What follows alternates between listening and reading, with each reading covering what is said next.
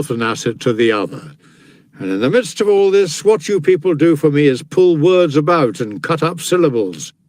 One is led to believe that unless one has constructed syllogisms of the craftiest kind and reduced fallacies to a compact form in which a false conclusion is derived from a true premise, one will not be in a position to distinguish what one should aim at and what one should avoid. It makes one ashamed that men of our advanced years should turn a thing as serious as this into a game. Mouse is a syllable, and a mouse nibbles cheese. Therefore, a syllable nibbles cheese. Suppose for the moment I can't detect the fallacy in that. What danger am I placed in by such lack of insight? What serious consequences are there in it for me? What I have to fear, no doubt, is the possibility one of these days of catching my syllable in a mousetrap, or even having my cheese eaten up by a book if I'm not careful, unless perhaps the following train of logic is a more acute one. Mouse is a syllable, and a syllable does not nibble cheese. Therefore, a mouse does not nibble cheese. What childish fatuities these are! Is this what we philosophers acquire wrinkles in our brows for? Is this what we let our beards grow long for? Is this what we teach with faces grave and pale? Shall I tell you what philosophy holds out to humanity? Counsel. One person is facing death, another is vexed by poverty, while another is tormented by wealth, whether his own or someone else's. One man is appalled by his misfortunes, while another longs to get away from his own prosperity. One man is suffering at the hands of men, another at the hands of the gods. What's the point of concocting whimsies for me of the sort I've just been mentioning? This isn't the place for fun. You're called in to help the unhappy. You're pledged to bring succor to the shipwrecked, to those in captivity, to the sick, the needy, and men who are just placing their heads beneath the executioner's uplifted axe. Where are you off to? What are you about? The person you're engaging in wordplay with is in fear. Go to his aid. All mankind are stretching out their hands to you on every side. Lives that have been ruined, lives that are on their way to ruin, are appealing for some help. It is to you that they look for hope and assistance. They are begging you to extricate them from this awful vortex, to show them in their doubt and disarray the shining torch of truth. Tell them what nature has made necessary and what she has made superfluous.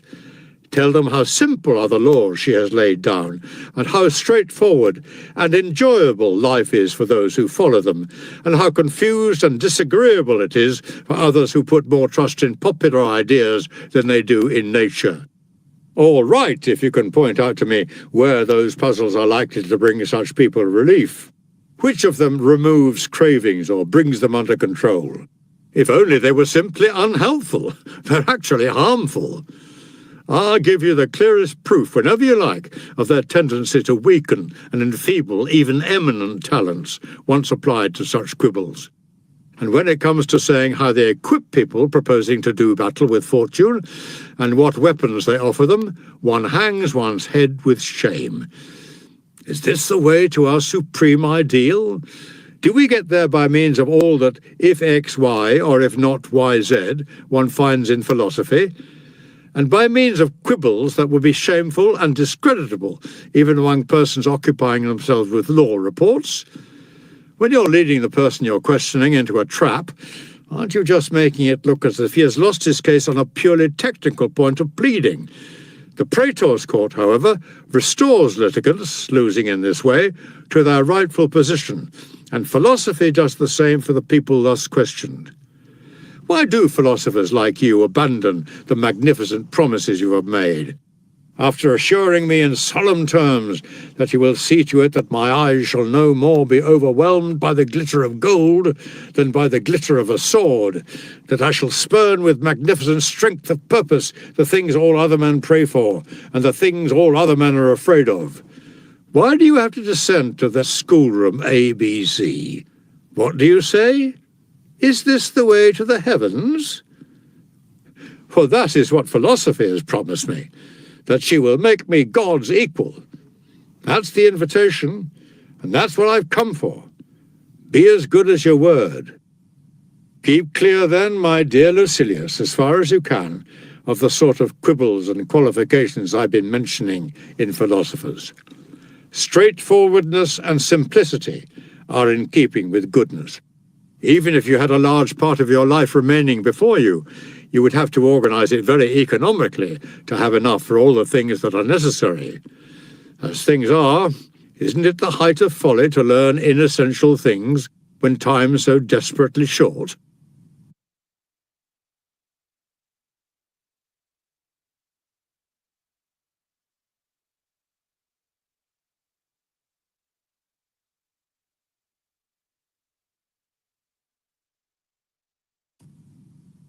Letter number 53.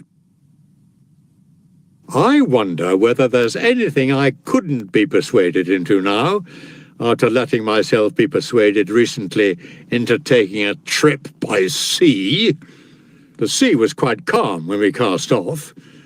The sky was certainly heavily overcast, with the kind of dark clouds that generally break in a squall or downpour.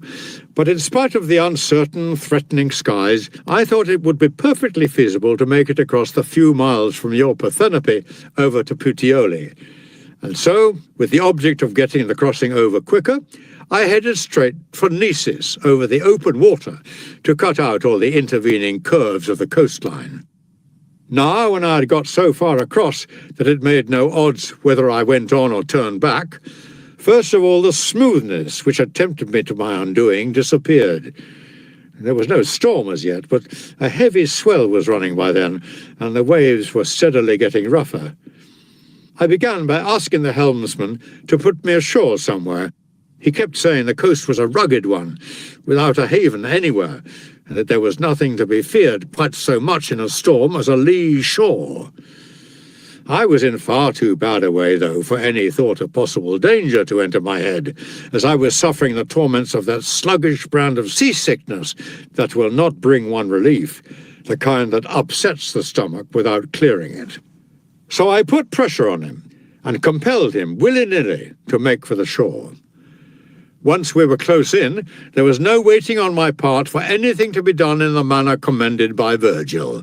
Bows faced seawards, or anchor cast from bow.